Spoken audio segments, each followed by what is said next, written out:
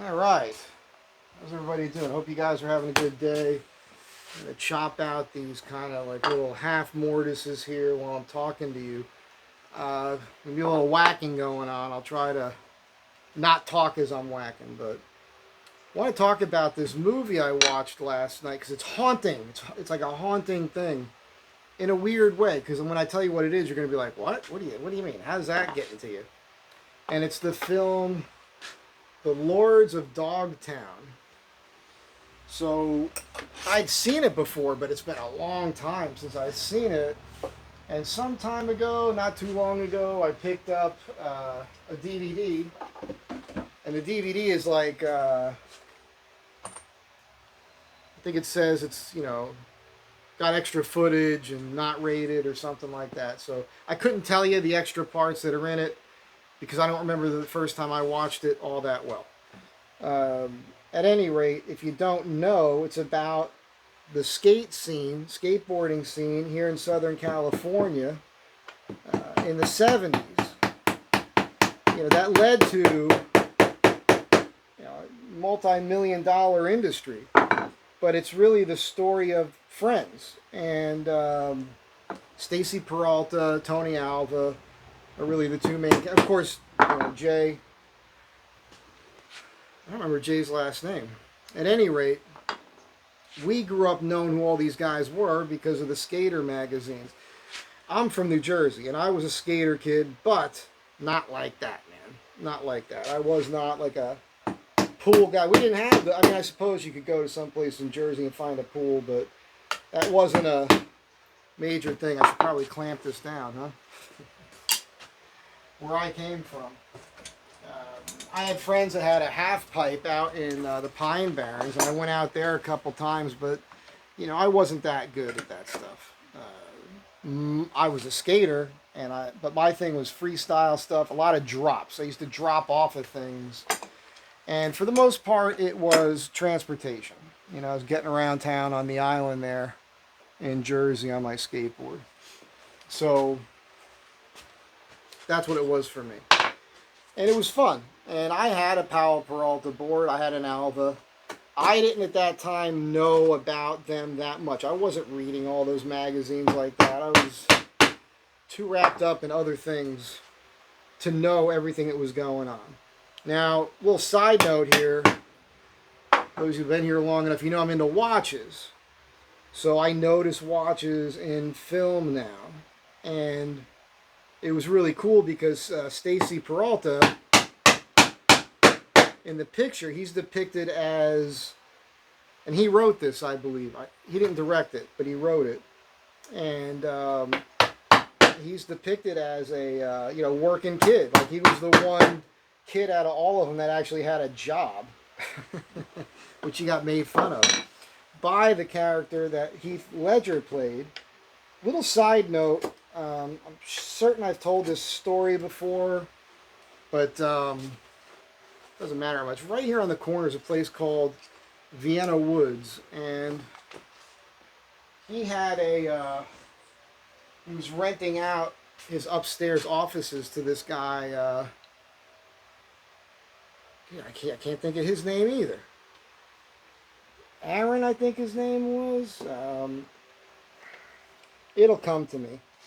Him and Heath Ledger were roommates when Heath Ledger first came here, and when I did, I don't know, man, better part of a year working there.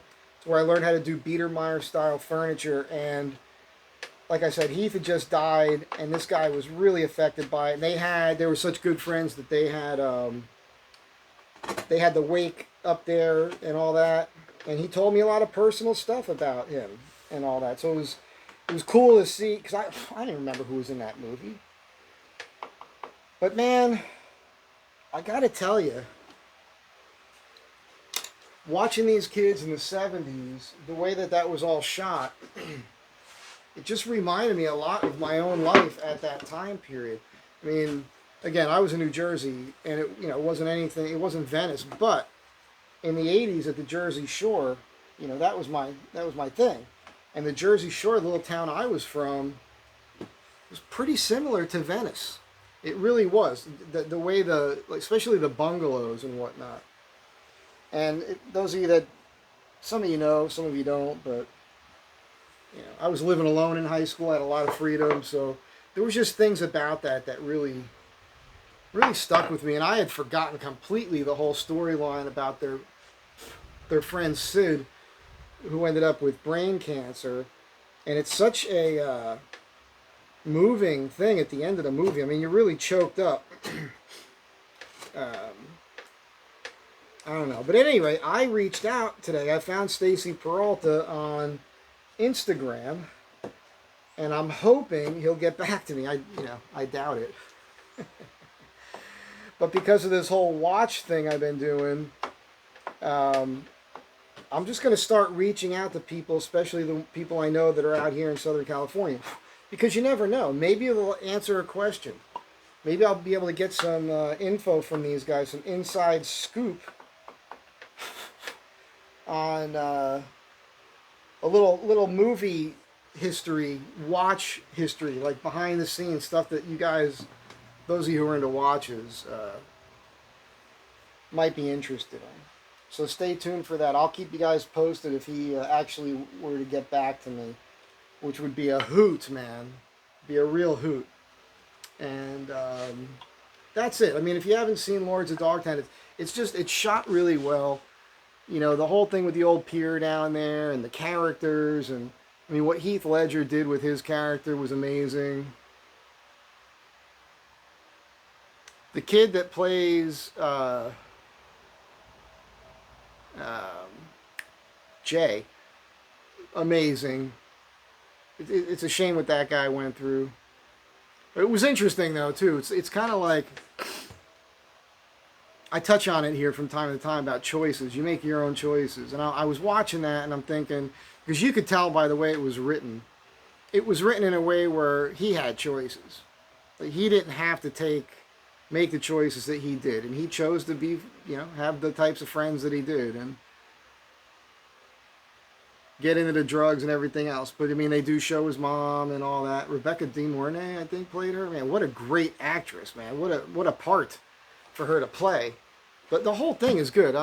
If you're into good films that are acted well, you should check this film out. I mean, yeah, you might not be into the subject matter necessarily. Skateboarding, some of you just don't care about it.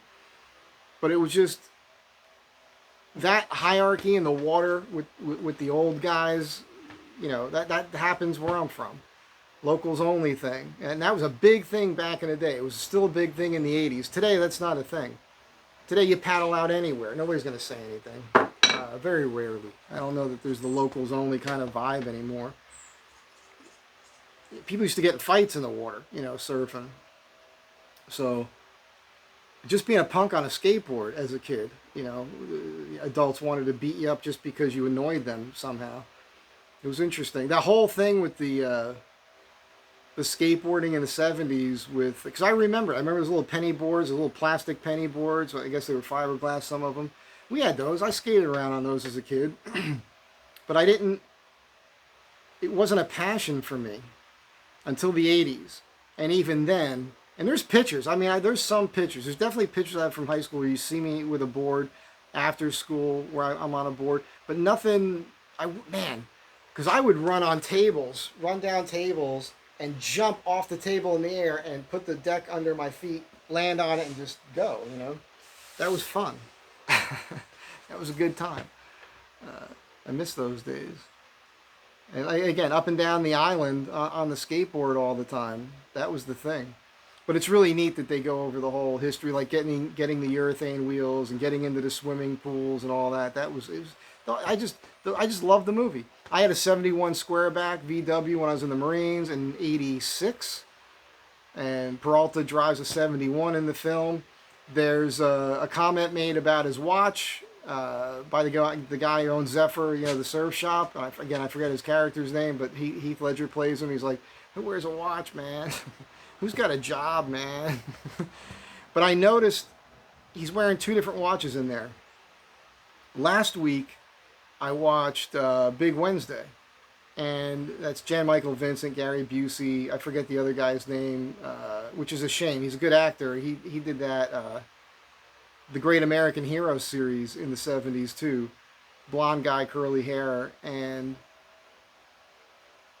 the last scene of the movie, they all meet at the beach and surf this, big swell, big Wednesday, and Jan Michael Vincent gives his board to some guy on the beach, and that guy is wearing. I took pictures of it. He's wearing a watch. He's wearing a big old honking dive watch. I want to know what that watch is. I tried looking it up.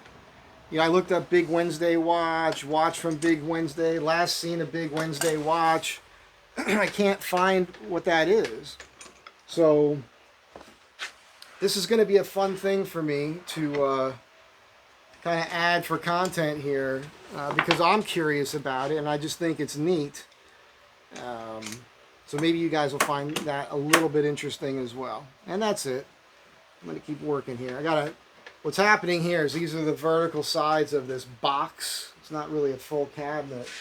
And there's going to be this is the front, the drawer is going to be up here. And there's going to be a cleat that sets in here.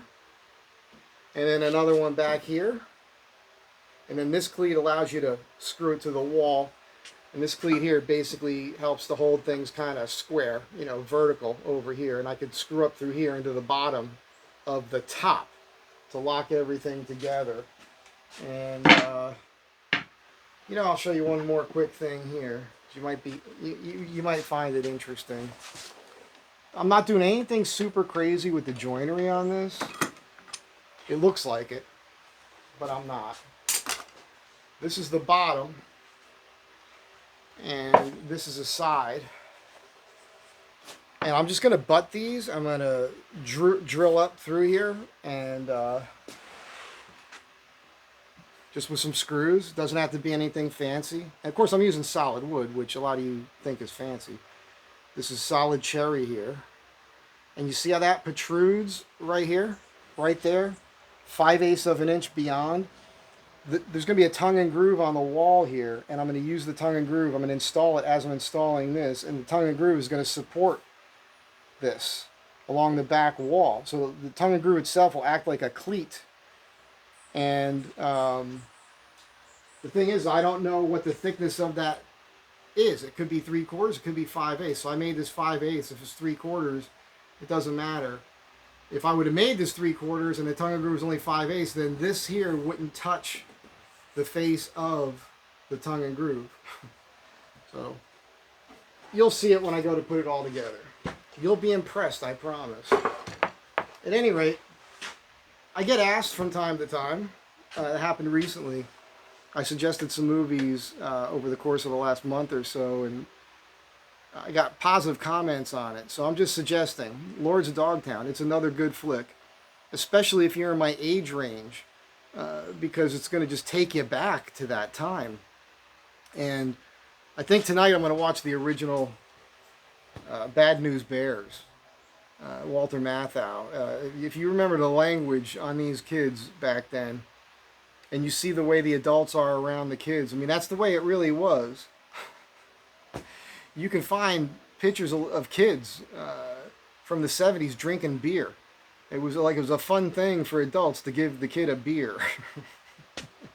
It was crazy what was going on. But I think we were better for it. We were older, quicker, but still had a childhood. But also we learned more stuff on the street. And there was a comment made in my video from yesterday, which is a good video, or November 4th. Was that yesterday? I think it was. Is today the 5th? Yeah, that was yesterday. I don't even know what day it is. I kind of talked about the way the world works with the voting and everything else. And there was a comment, and the guy said something. He was talking, and he was specific though. He was talking about college age. He's like, they're disillusions. It's no wonder why they're gravitating towards socialism because they go to school, they get these degrees.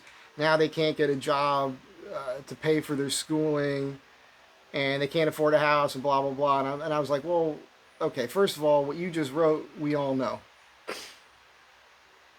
Second of all, that's their fault.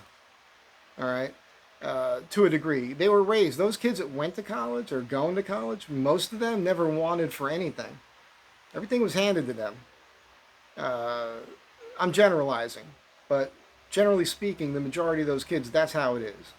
And we know already. I go over this all the time here with education because for decades, for over a generation, there's just been they're dumbing down the kids. It's no longer learn how to think. It's told what to think. And you get into college and you're being college is an indoctrination center for mental illness now. That's what it is.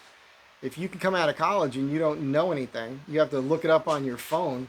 You don't know how many states there are, how the government works or anything. Your education system failed you. At the same time, there's a ton of people in this country that went to trade schools and learned a trade or went to work and did that. And you know what? They're going to get married. They're going to raise families. They're going to buy a house. They're going to make it work, just like everybody else did before them. That's happening. I know those kids. I have a niece, at least one of them, who went to college and everything. And, you know, she became a cop, and she's got her own side business as an esthetician. And I think she just got married. I haven't talked to her in a little while. And he does well, and they're going to have a great life together. And I see that with a lot of young people. It can still be done. And they're doing it all the time. It's just you don't know about it because they're not all, woe is me. They don't have a victim mentality. They were raised by good parents. They were taught the right ways to look at the world, which is, hey, nothing's guaranteed in this life. Expectations are a waste of time. You know what? No expectations, no friggin' disappointments, man. You know, I think back to the Lords of Dogtown. I look at how those kids grew up. That's how I grew up. And you know what? Now I hustle and I figure out how to survive. I don't ask anybody for anything. You go into the world and you make it happen. So it's fun to watch these older flicks. I think kids, younger people today in their 20s should be watching these flicks and look at how life was at that time. And be like, holy crap, wow. Maybe it'll snap something out of their brains and they'll realize that they can do it too. Anybody can do it. It doesn't matter, you know, what race you are or anything. If you're a righteous person and you're honest and you work hard and you're likable, you're not some miserable bastard, then, you know, your life could be fine. You're doing it to yourself, most of you. So, yeah, I don't know what it is. I don't know what it is, that flick. All these older flicks, really, I love watching them. Even Jaws, which came up. This is all watch stuff that's happening right now, is the reason I'm bringing it up. I reached out to another actor today that I used to see at the free jazz stuff. I'll tell you about him later. He was in a very popular flick that I have some watch and watch cuff questions about. I hope he gets back to me as well. Anyhow, just something that's going on in my brain. Thinking. Thought you guys might find it interesting. I'll catch you in the next one. Be good. Work hard. Do no harm. Take no crap.